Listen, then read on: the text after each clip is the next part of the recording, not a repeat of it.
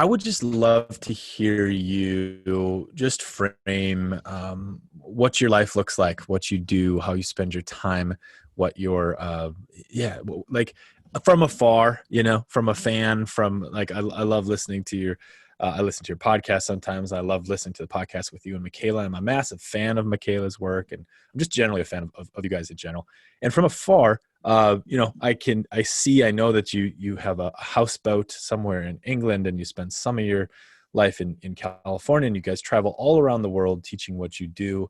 What do you tell people that you do? Like what do you do, Steve? And where are you headed in your life? Yeah, you're right. I do spend time in all different places. I think if you counted the days, this is of course apocalyptic pandemic notwithstanding. Right. If you counted the days that I usually spend a place, it's mostly in California.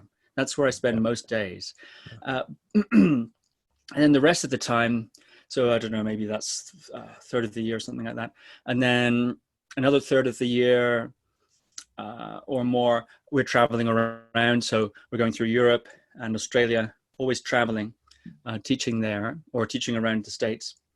And then usually around 2.5 months of the year, I'm on the boat. And you're right, I own a canal boat here in the UK, which is my official home, in the sense that's where my mail goes to.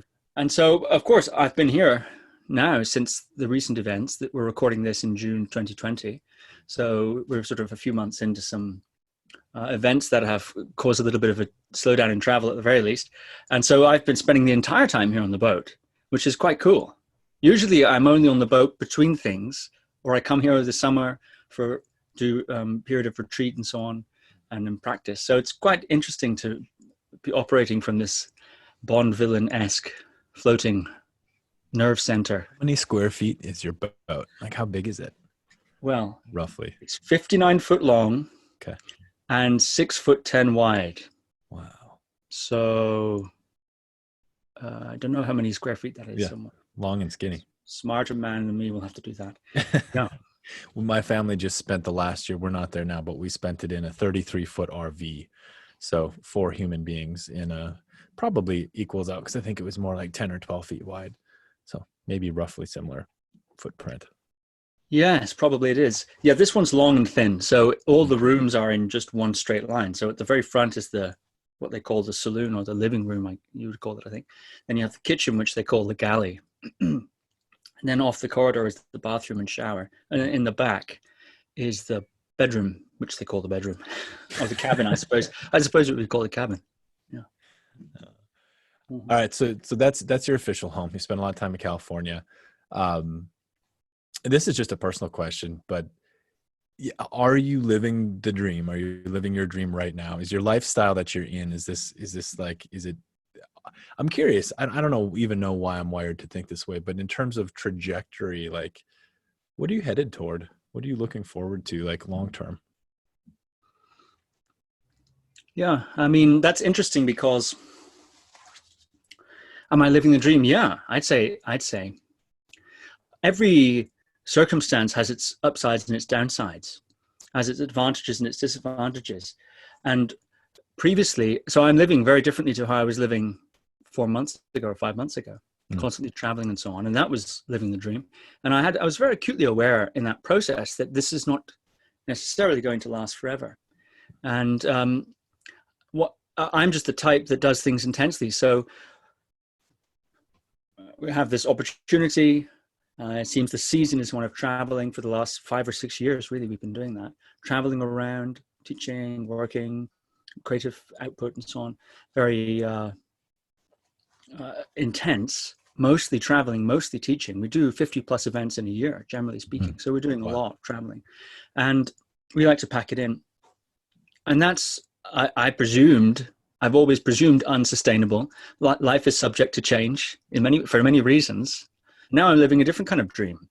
We're staying on the boat here and working from home. I'm lucky that I can do that. If I have an internet connection, I have the ability to be productive, and I can learn, and I can practice, and I can do all the sorts of things and be alone, going from being constantly with people all the time, almost 24/7, to being alone for weeks on end.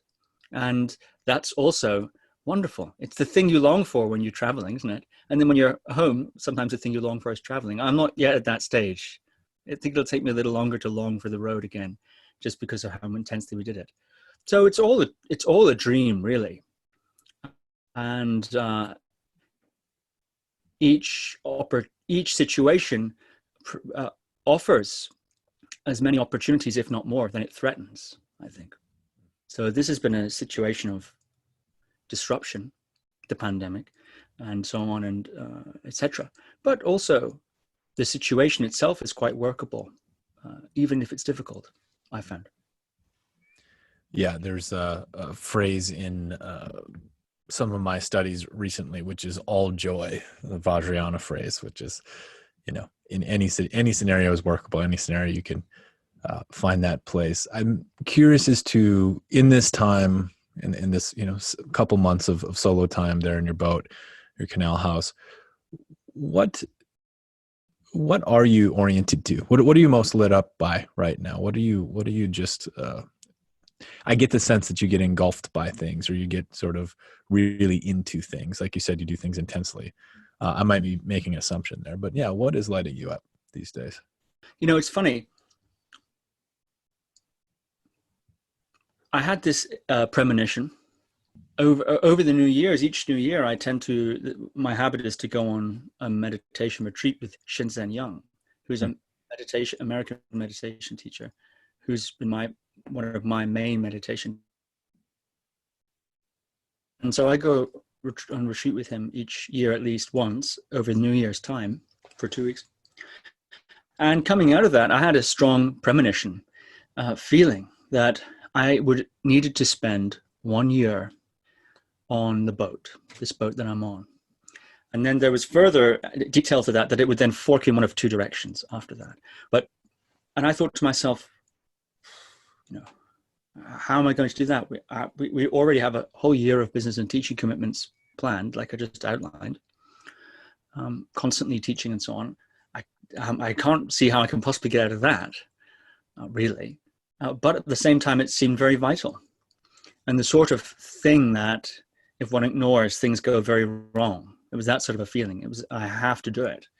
And to do what? And dig a deeper well, I suppose, metaphorically speaking, specifically deepening in practice. Digging a well on a boat's not a smart move, but metaphorically, I think you're generally safe.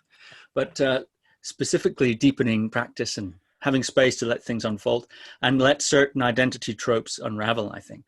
Anyway, so it seemed like, well, this seems very necessary. I don't really want to do it, and I don't know quite how. It's not that I don't want to do it.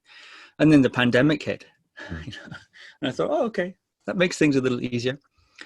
So what's lighting me up? It's I think, emptying out, disappearing, thinning out. And from that, the orientation is service. Mm-hmm. Serving whichever situation I'm in, really. And one time, it seems with the thinning out, the emptying out, love sort of spills out, service spills out into this situation. So I once had a dream. This is perhaps a bit strange, but I once had a dream where I went to hell in my dream. And so I was in hell, right? And I was on this big road and everything was dark and red, and it was like being in a war zone. So there was smoke and there was noise and everything, and it was sort of black, red kind of colors.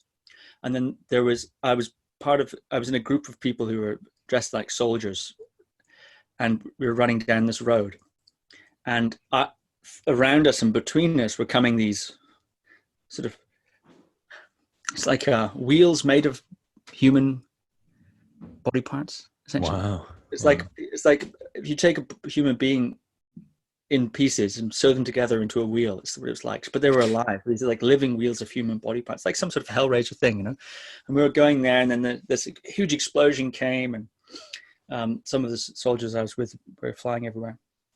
So it was a sort of hellscape, right? And then I looked up, and there was this bright figure coming into the scene, and then suddenly I was behind this figure and sort of trailing it, like when they fix a camera to a hawk or something, and you can sort of see or put a camera on the back of a dog, and it's sort of going on. So I was behind this figure, seeing it going through, and it was going through, and everywhere it went, it was sort of illuminating and subtly easing and a bit purifying, and in a certain sense, keeping the place company in a way. It was voluntarily keeping the place company. And I think it's possible to do that, to be in a sort of hellish situation and sweeten it, or to witness it, or to inhabit it in that situation. So that's, I think, that's sort of the orientation, I think, is to be willing to be in whatever situation one's in, and also willing to be in whatever situation is coming next, which is another story. What's going to happen next? Are things going to get worse? Well, probably eventually, for everyone, eventually. Are you willing to go there? What are you going to do if things get worse? What are you going to do if stuff goes bad? Right? And so I often think of that dream and think, well, if that's where you get assigned, that's where you get assigned, isn't it? There's something about that. And you don't need any people around to do that. I don't think you need any people around to serve the situation or sweeten the situation. It can just be how you tend to your environment, or the quality of your attention, or the quality of your willingness to be where you are. That was the fundamental thing about the dream, in a way, was the willingness of that sort of character to be there. That actually itself, it's like keeping hell company in a way. Yeah. It's quite powerful. A quote that I've stuck in my head from Chogyam Trungpa Rinpoche way back, and it was, he was telling a story about having gone to hell and experienced time, and he was asked, what did you do, or what was your response? He said, I tried to stay as long as I could. And that's not word for word, but that's the essence of what he said. So you spoke about thinning out and emptying out. Could you speak about that in sort of express that, or share more about that? And there may be plenty of folks listening that either do have sort of depth meditation practices, and some that might not at all. But what does that mean to thin out? Well, I can say what it means experientially, or I can say what it feels like. Yeah. So I think a lot of the sense of thickness of oneself, comes from one's sort of experience of oneself. What I mean is, how to say it? Well, if you don't pay attention to yourself for long enough, you do disappear. It's like when you watch a movie and you get so absorbed in the film that you disappear, functionally speaking, or experientially speaking, in a way. You don't notice yourself anymore. And that can be the case, that often I think we relate to our environment, whether it's spatially or over time or relationally. We relate to our environment almost as a sonar or radar to feel ourselves. In other words, the microphone's in front of me. The microphone's over there relative to me, which means I'm over here. If there was nothing over there, then there'd be no here, and I wouldn't have a place. So everything, in a certain sense, it's all about me, where I am. It's sort of the self-centered kind of approach. And if instead the microphone is where it is, and things are where they are, without that necessarily automatic ping back, then things can start to thin out. Also over time, I think when one casts ahead and through future and thinks of trajectory, or looks to the past and thinks of where one's come from, then there's a sense of a three-dimensional self is built. One's sense of oneself is built. But who am I right now? There's not a lot there at this exact moment. I'm an aggregate of what happened before, and in a certain sense, I'm a chooser of what's coming next. But who at this exact moment am I? Paying attention to that, or looking for that, one finds, in my experience, very, very little there. Anything could be anything. It's nothing. It's not bound by anything. And that is a certain thinning out. It's a certain death of continuity. It's a freshness and a freedom and a maneuverability, but it's not based on anything. And that can be a little bit disrupting. So that's why it's good to be on the boat, like you mentioned, for a few months, Yeah. is because the demands to manifest oneself, to express a sort of front face, are reduced. Mm-hmm. Yeah. Yeah. So the unraveling can go on without being quite so disturbing, maybe, or quite so interrupted. Yeah. How much, I mean, is your day focused around practice? Is that a lot of, are you spending a lot of your time in practice? Or is this happening organically throughout your, throughout your day and your weeks and all of this? How much intentionality are you putting into that process? I don't know. No intentionality. It's just Yeah. a product of a couple of things: relaxing and paying attention and appreciating. Mm. Paying attention / appreciating. It's just a combination of those things. That's basically my practice. And relaxing the body, because I noticed, and this is not a revelation, that the body builds up tension. Yeah. You know, if I have to go to the pharmacy or something like that at this pandemic time, the body builds up this bit of stress that comes, right? Yeah. Or just, in fact, working and going about day to day, bit of stress. So when I sit down, say, to meditate, the first thing is relaxing. Mm-hmm. Just going in the body and relaxing the body. And then also relaxing the need to know. But relaxing the body, it's not a forcible thing. You just go through a certain sort of a process, and eventually the body drops the tension. Mm-hmm. That can take a while, but it's sort of an inevitability, I think. And then as for relaxing, with all the unknown and the stresses of what's going to happen next and all this sort of thing going on, of course, the mind also gets stressed trying to compute all those variables. And so then the next part is the relaxing into don't know, or feeling my ignorance about the future. And sometimes labeling it don't know and sizzling in it like a sausage in the pan, as I like to say. So sitting there, relaxing the body, then the mind or the thinking is spasming, looking for something solid, looking for some kind of narrative to project into the future. This is what's going to happen next, looking for some predictability, and just letting that relax as well.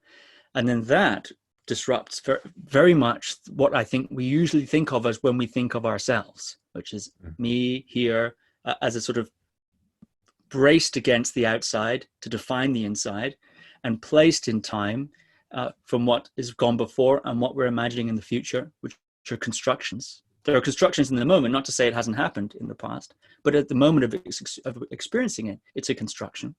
So when you relax those things and you're just there, and then there's the appreciation part, or the paying attention. And that's when I notice, when I pay attention, I notice that things are actually fine as they are. Grass is still growing, the water's still wet, sun is still hot, the air is still blowing. So the air doesn't mind. So I sometimes you find yourself in a really horrible situation, oh my God.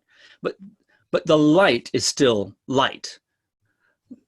The table is still, a table. The wind is still blowing. The wind is blowing and the grass is growing quite happily, totally oblivious to the fact that the world, which revolves around me, of course, in my experience, the world is not going well.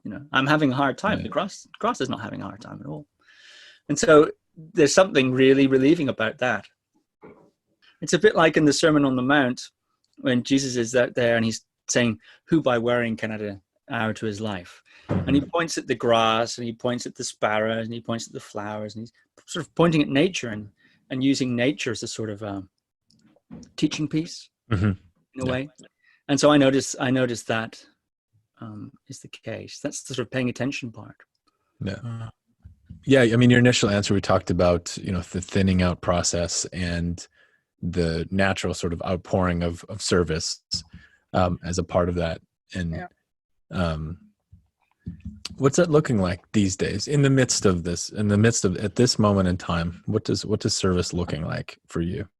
And maybe leading that into, I have a lot of care and compassion for, all the listeners and all the people of this community that both need support and want to give it themselves too. Right. So. Yeah, well, you're doing a lot of really amazing service, and not everybody has the capacity that you do to do the sorts of things that you do. And so myself, it's slightly more modest acts of service. I mean, I think the best service one can render initially is the quality of attention to the situation, the quality of attention. That, I think, is something devotional about that. There's something that is really correct about that. And then from there, there's lots of possibilities. And, that all that business about self contraction or self energy being bound up in constantly fixing yourself and constantly but fixing, I don't mean making better. I mean literally generating and feeling oneself, to sort of reassure oneself that you're there. If that can be dropped a little bit, then there's a lot more energy and maneuverability available for other things. Objections like, well, I'm not that kind of person, I don't do that sort of thing, are less pertinent. It's like, well, what can be done here? Never mind who I am, but what can be done here, and can I do it? So for me, what does it look like? Well, it looks like that, paying attention and that sort of thing. If you want, pressing my lips up against the situation and against the sensory experience of the moment, that I think is important. Well, it's certainly within my capacity to do. And beyond that, of course, I do things like, I mean, strictly speaking, I started a free meditation club. So people come along on Wednesdays, and I do a couple of classes on a Wednesday, and people come along, meditate and learn a new technique, do that for an hour. I'm doing free workshops on meditational things, which is new. I've ramped up the podcast where I'm interviewing all kinds of interesting people. That's an act of service, because people listen to it, enjoy it, and benefit from it to some degree. And it's something that I can do, I can offer. It's interviewing interesting people and getting the best out of them and getting interesting things. And that entertains people and it informs people and it relieves them. And that's a certain degree of service. And also to the neighborhood, the place that I'm in, looking after a little bit certain family members nearby, and being just generally useful in the area is an act of service to a certain extent. That sort of thing, really. Talking to people, texting with people, being in relationship with people, all that sort of thing, I think, is an act of being available, basically, for what can be done, I would say, and trying to live well, so that I'm in good shape mentally for when opportunities arise, that I can actually be useful, as opposed to be on my back, barely surviving myself. Try to be in good shape, That's what I do. That triggers. Let's dive right through that portal together, because that's how I regard and see and know you, Steve. Is through your work and your podcast and everything. I feel like I look up to you incredibly in the sense of that exact thing, of being in good shape, and I don't mean just physically, but mentally and spiritually, psychologically. I feel like you have. And again, I might be making assumptions here, so please call me if it's not accurate. But I get a sense there's a phrase I've heard you use a couple of times, which is the golden thread of the daily practice. And I feel like you're a technician of some sorts in being in shape in this more global, holistic way. And maybe as an act of service, or I feel like for our listenership and for our community, I do feel like that's a place that's not that's not where I'm most powerful. That's not where I'm most able to add value and service. I think any sort of sharing of, either if you want to cut it down to a basic subset or some general principles that you share and you teach and you practice, or just share your own practice, your own experience. But I think I'd love to hear instructions, guidance, support, anything you have on that. To do with practice, Yeah. To the point of being in shape or being fit for the fight or whatever is the case, that depends once again on your capacities. It doesn't necessarily mean you're going to be very fit. It just means you're as fit as you can be. And sometimes circumstances are such, health, financial, social, environmental circumstances that takes chunks out of you, and you haven't got much fight in you. And that's the way it is. So you just work with what you've got. There's certain times in life is you're fighting a rear guard action into a dead end. It's like one of them Spartan movies or something. It's like that. Sometimes life's like that. Well, that's how it's going to go. How are you going to fight that rear guard action? with how best you can, in a certain sense. So I'm not to say that one should be sort of rippling with psychological muscles or something like that. To me, it's an orientation. What can I do that moves you incrementally chooses something more proactive rather than constantly reactive in that way. So that sort of thing. But yeah, as for the golden thread, well, that's basically the idea that you need a golden minimum. A golden minimum is something, let's say you want to do meditation, for example. It's a somewhat prosaic example, but you want to do your meditation practice. And for myself, I notice it really helps me a lot. Like I say, I can sit down, relax, release tension I didn't even know was there, relax my mind. Sometimes I get really good creative ideas when I'm meditating as well, because you take yourself out of the flow of busyness and demand just for a brief period of time. And I find that really, really good to help make better decisions and help be a more pleasant person to those around you, which is not something to be sniffed at, by the way. To be an incrementally more pleasant person to those who have to contact you, especially on a regular basis, is an enormously important thing. They would certainly say so. Nice Dan is definitely a lot better. To be trapped in a house with grumpy Dan compared to nice Dan, I mean, it's a big slightly deal. nicer Dan. It's like, I don't even need nice Dan. Just give me slightly nicer Dan, right? I mean, I think that's obvious. And so that's, to me, is a significant thing. That's a significant thing. But anyway, so for me, I find meditation, as people roll their eyes at it, to be quite useful for that. At the very least, it's useful for that. And anyway, some people that's going for a walk or fishing. So it doesn't have to be, but let's just say meditation. Of course, something easy, a minimum that you can easily do, 5 minutes, 10 minutes, is better than an ambitious minimum.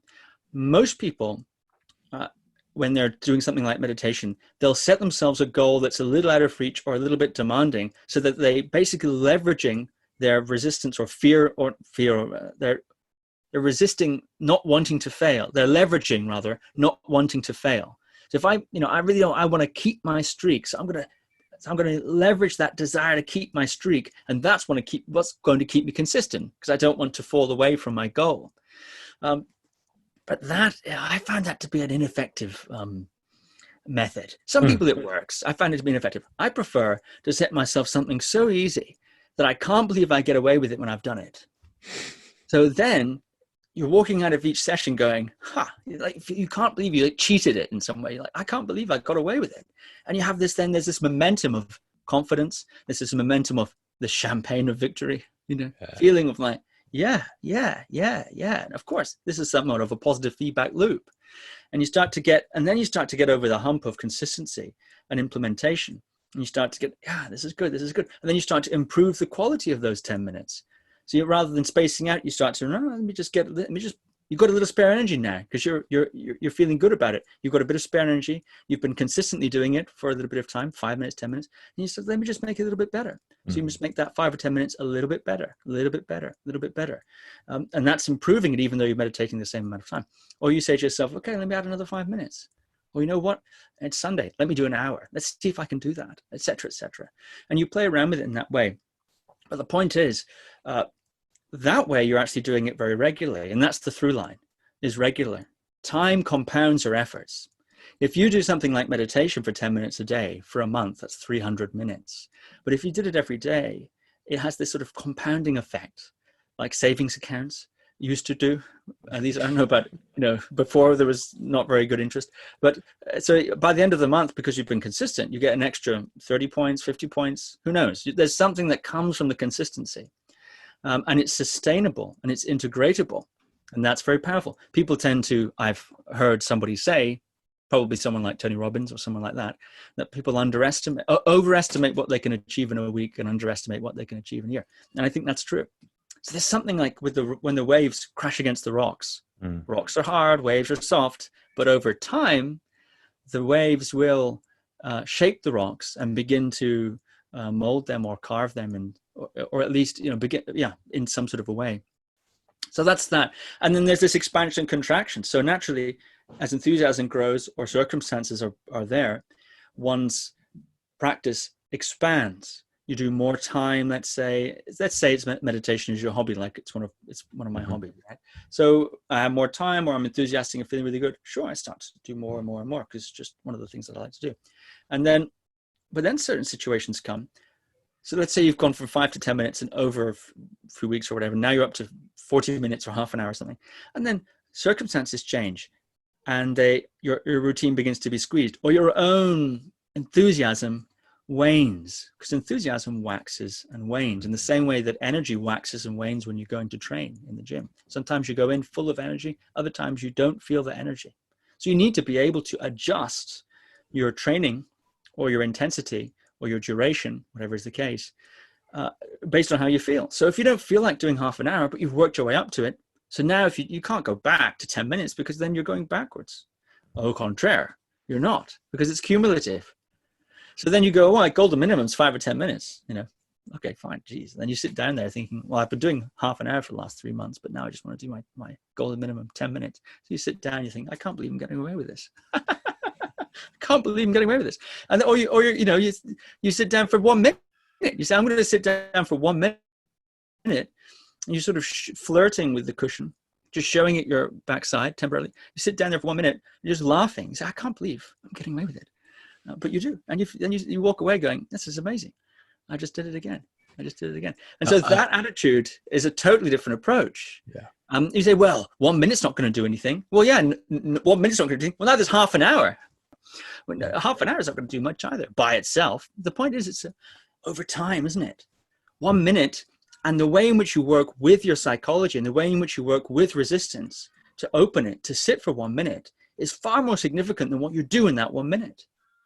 You're beginning to understand yourself and beginning to work with yourself rather than constantly beating yourself into trying to get somewhere else, be someone else, do something else. Let me work exactly with who I am and how I am with my resistance. And then your resistance becomes the jumping off point for this champagne of victory.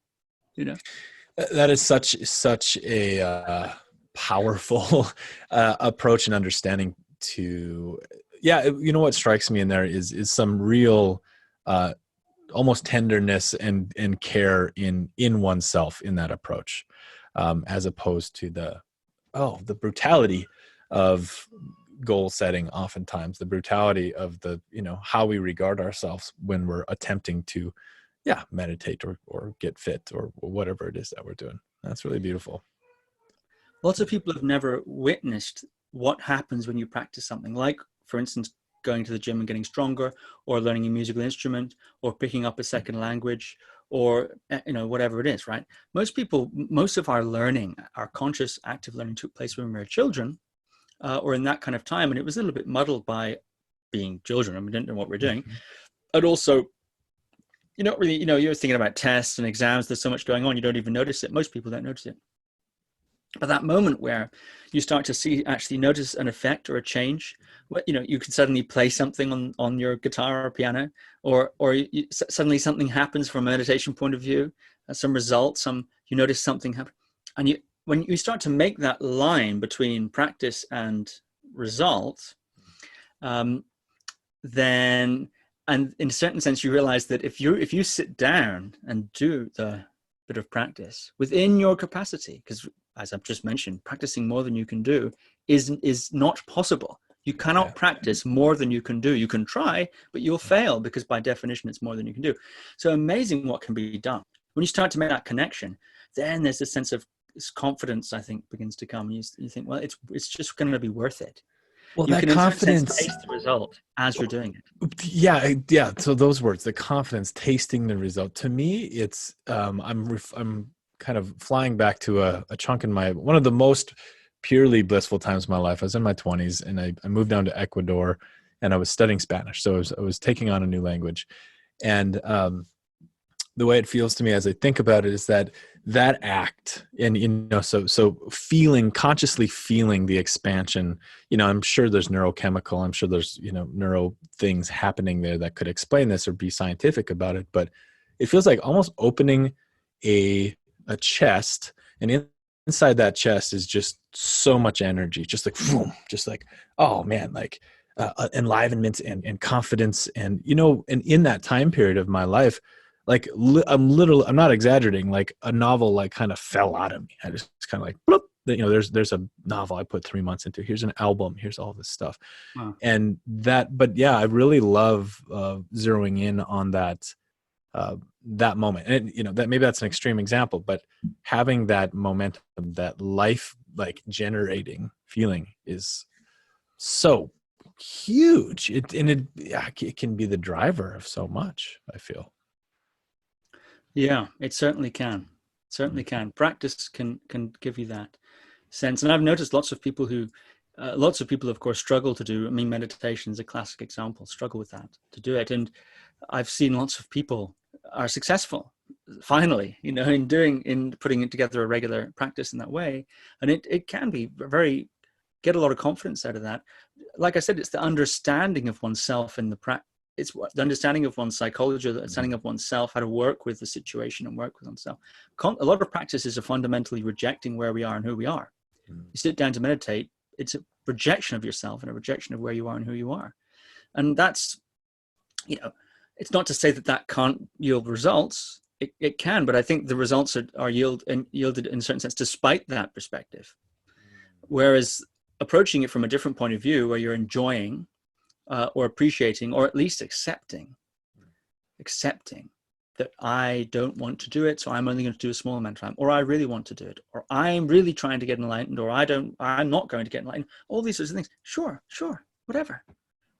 Just taking whatever it is and just doing it and working with it skillfully, I think is the important lesson. And then whether you're focusing on your breath or doing a mantra or body scanning or something like that, that's a whole other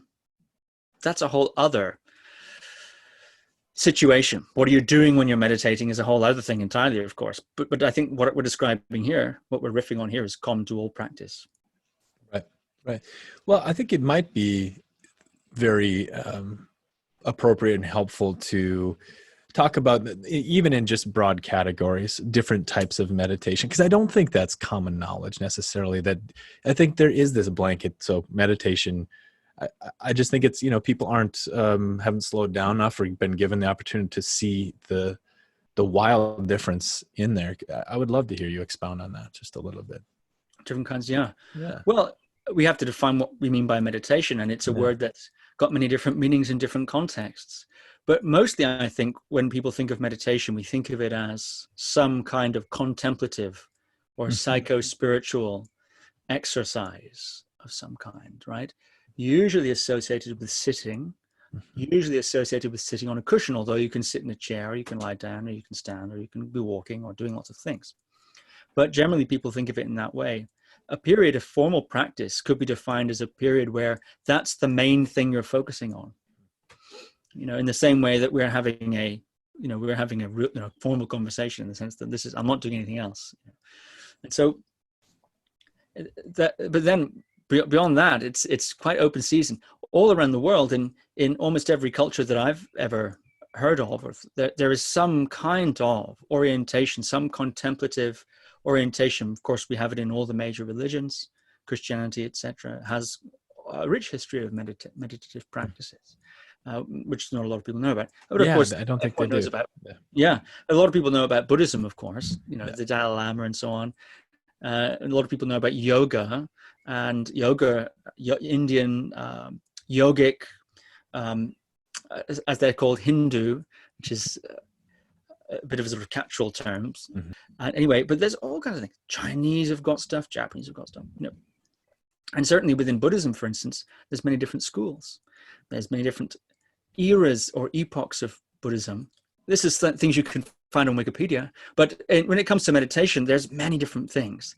There's more active and there's more passive. There's the style where you observe sensations, whether you're observing your breath or body sensations, or maybe you're observing visual, auditory sensations like looking and hearing and so on. Maybe you're watching your mind. There's all kind of observing like this, where you're not necessarily generating any content, you're just watching it. And there's a whole category of active meditations where you're attempting to generate, say, good feeling of loving kindness and positive feeling through various, perhaps, visualizations or recitations or even body positions. There's styles where you visualize things. I think it's a classic sort of hypnosis tape of visualizing yourself on an island, desert island, relaxing and so on. Well, that's actually a classic technique in a way. Mm-hmm. You can visualize. There's some schools where you visualize a god, a kind of a godlike figure, and then you visualize yourself becoming the godlike figure, and all there's sorts of reasons for that you do. And so there's all kinds of things. There's meditations which are anti-meditations or gomeo or shikantazen. You just sit there. Mm-hmm. You sit there to express you express enlightenment rather than achieve it. So there's things like that where you're just sitting there. You're not trying to do a technique. I mean, it is a technique. It's a technique if not doing a technique, which is a technique. There's physical ones where you're holding your breath and putting your eyes in certain positions and putting your fingers and body in different positions to trigger physiological or they say energetic results. So that looks something more like you'd see in a yoga studio, a little bit more like that, etc. So there's qigong or moving meditation of all kinds where you're moving your body, you're not still at all actually. But then there's qigong where you stand stock still for 4 hours with one leg out, etc. So I mean, there's so many things. There's meditation where you read the Bible and put yourself in the Bible in this sort of living, reading kind of way, or you sit there and you rest in don't know mind or learned ignorance. It's a Christian term and it's a Zen term as well. Or you pray for people, you pray well wishes to God, or you pray, whatever is the case. You do mantras, sit there and do mantras and so on, for all kinds of reasons. So there's many, many different kinds of meditation. And sometimes it looks like they contradict. So sometimes you have people from different schools or different practices arguing what's best and what's the most effective and so on. But the point is there's many, many different kinds. And I think many people have natural meditations without any of these techniques, walking in nature, making love, reading a book, that period of time when you wake up and you have maybe some period of time you're just totally relaxed, etc. Which reminds me, there's also meditations where you dream. You learn to work with your dreams and the cycles of sleep to try to, in a certain sense, penetrate what's usually an unconscious or instinctive process of falling asleep and dreaming and so on. So you begin to become aware you're dreaming while you're dreaming, for instance. Or you begin to try to stay aware as you fall asleep. So your body falls asleep, but you stay somewhat aware and you go into the states of dissolution and so on and so forth. So there's meditations you do with a sexual partner. There's meditations you do with a spiritual teacher, imagining them and imagining you're them and merging your mind with their mind. I mean, there's really so many. It's one of the great hobbies of human race, I think, is to come up with these cool ways to explore and to trace the contours of possibility of experience and being a human being. The Tibetan tradition, they say Milu Rinpoche, which means precious human birth, meaning that it's so cool to be a human being.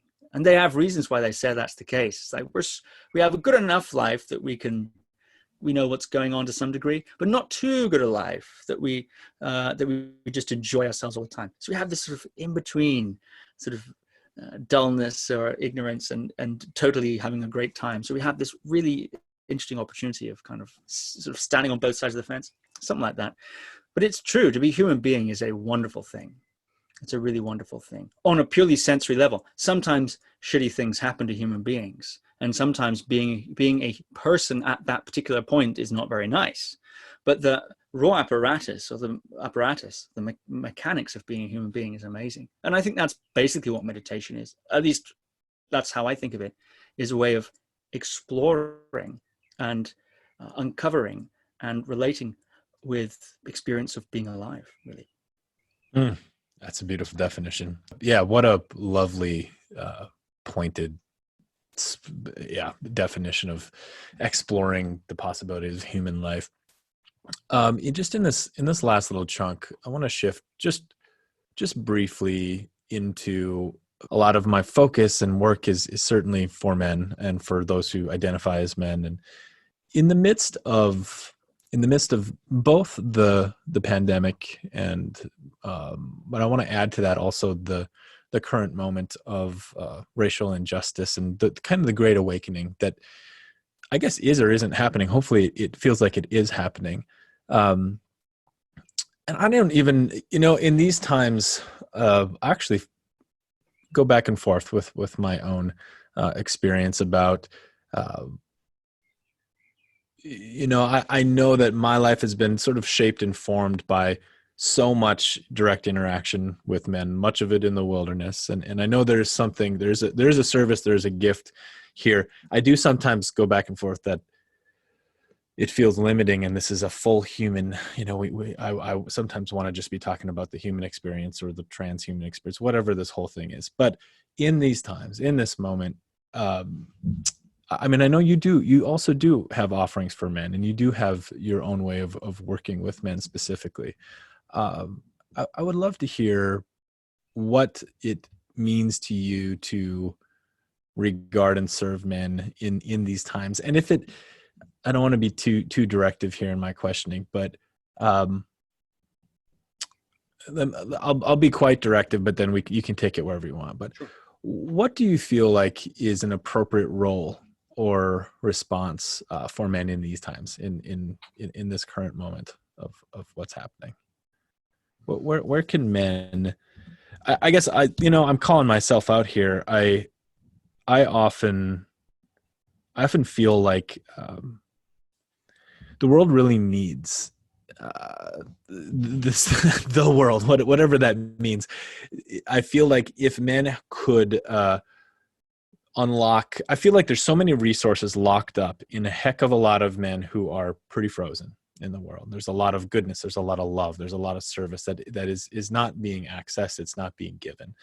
And so in my own head, in my own language, I can get to a place feeling like the world needs this from us guys. Like, hey, come on, wake up. It needs us. Our planet, our children need us. Our children's children need us. Like, we are at a moment in time.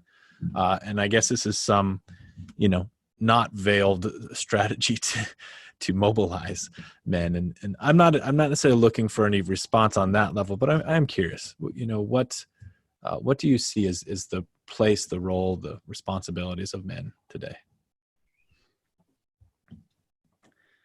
Yeah. Well, I think it depends on the man, very much. Depends on the man. His situation, his capacities and capabilities. It's entirely possible to make things a lot worse trying to make things better. It's very possible to do that. And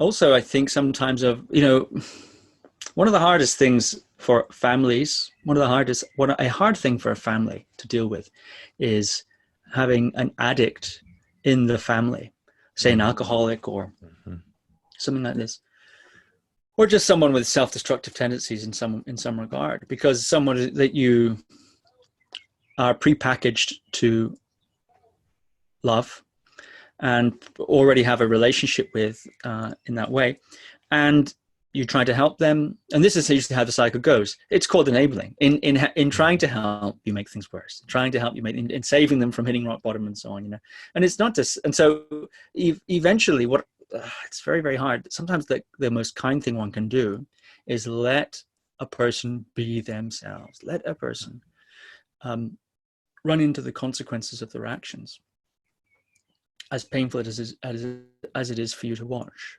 and as painful as it may be for you to be in the proximity of. So in other words, one can't always help. One can't always help. And besides, what you think would be helping might make it worse. Do you know what's better or worse? First of all, does one understand the problem? Do you understand the problem? Have you quantified it in terms of its causes and its effects? Are the symptoms and the proposed causes the same? This needs to be clearly defined, because it's difficult to fix a problem you don't understand. You're liable to, it's sort of like shooting in the dark. You might hit something, but who knows what else you're going to hit in the way. Then one needs to, in a certain sense, say, well, what would be a better place? What would be better? And what would there be some proposed solutions? And then one would have to track those solutions. Very often what one initially thinks is a good idea doesn't work, and then you have to change. And very often you think, if you hear this in tech companies, you hear, in all sorts of people, inventors, what they thought was going to work didn't work, but going through the iterations, they found something that did. Or maybe they discovered that the problem wasn't what they thought it was after all. It was something entirely different. So there has to be this constant willingness to be really, really honest and realistic about what's going on. Without that, it's very, very difficult to make things better. It's basically sheer luck. So I don't think that one is necessarily obliged to do anything in particular with those caveats. Sometimes the best thing one can do is stay out of the way. Sometimes you feel you have to do something. Sometimes you feel you have to do this. So what should men do? I think men should think for themselves, as opposed to seeing themselves as men, a group belonging to a group of men. Think for yourself. What can you do? What do you want to do? What should you do? Thinking for oneself is, I think, very important. But people like you, of course, are working with men as a group. You see trends, and you're able, I think, to work on that broad level, and making, if you want, shifts and improvements, or helping groups of people. Well, lots and lots of men share this, so you can, with your organization, you do this amazing work. That's very, very difficult work. It's very difficult work. You're thinking on that kind of really broad level. Mm-hmm. So what should each man do in a situation of difficulty or turmoil or upset? I think one does whatever one can. Yeah, and not be led around by obligation, essentially.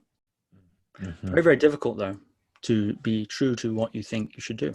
It's very difficult.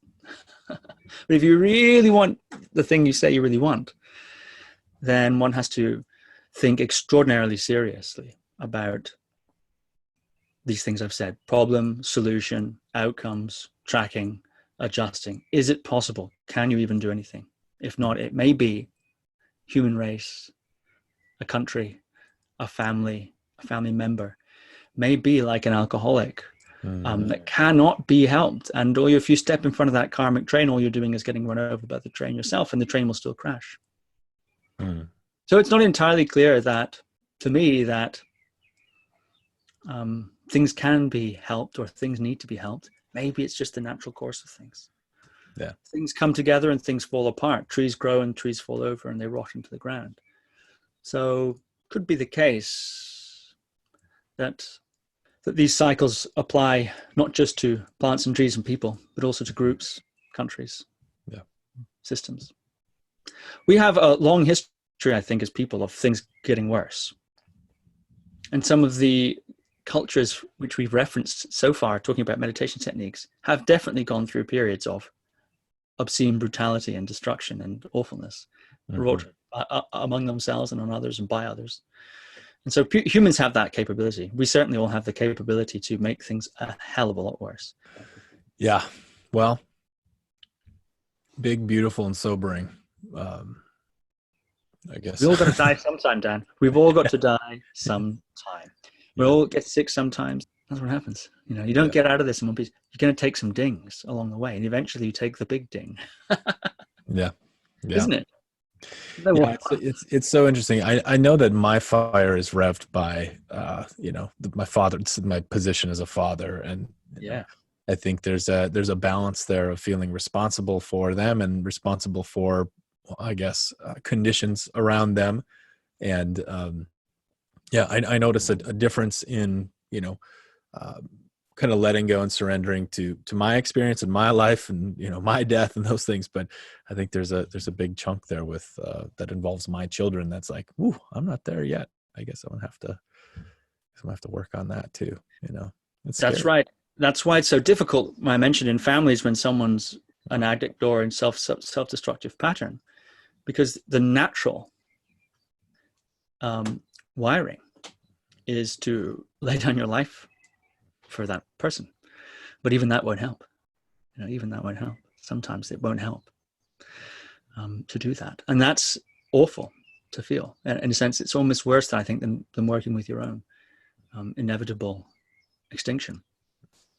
So I think, anyway, this is not to say some sort of passivity. It's not what I'm advocating at all. I'm advocating sobriety, so that what one does, recognizing that things don't have to be good, things might be bad, things might get worse, struggle may come, and that if half of your energy is caught up in rejecting the fact that that's the case, or in being upset about the injustice of it, then that's a lot of energy you can't apply to ruthlessly thinking clearly and acting as best as you can, or not acting, as the case may be, doing what is the best thing you think you can do. That's real service, because in a certain sense, you make yourself fully available to the situation, as opposed to giving some of your availability, some of your energy as a negotiation for your own position.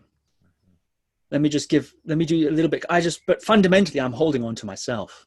Fundamentally, I'm holding on to myself, my preferences, what I want. It's fine to have preferences, but you're not always going to get them. But one holds on to that. How can I work this for my benefit? How can I position myself so it works for me? And so I'm in a good place, or so I can continue on in some sort of a way. And so that unconscious grasping, I think, limits the capacity of the mind to be really creative and to be really innovative in terms of what could a new situation look like? What could I be contributing here? Or what can I say or do? Or what are the new ways of looking at things? It's so important, especially when there's conflict, which at this exact time of this recording, there is a degree of conflict occurring in the United States and other places. And a big part of the problem is people are just solidifying on their own sides. So, yeah. Well, I'm gonna cap that phrase as I'm gonna take that away. The ruthless clarity of thinking. Ruthlessly finding clear thinking. That is a book. Should you find the time to write, Steve, that I would really voraciously ingest and take on. And what a gift, though, isn't it?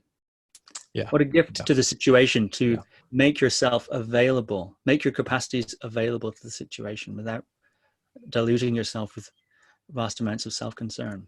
That's an enormous gift, a great service, I think, to do that.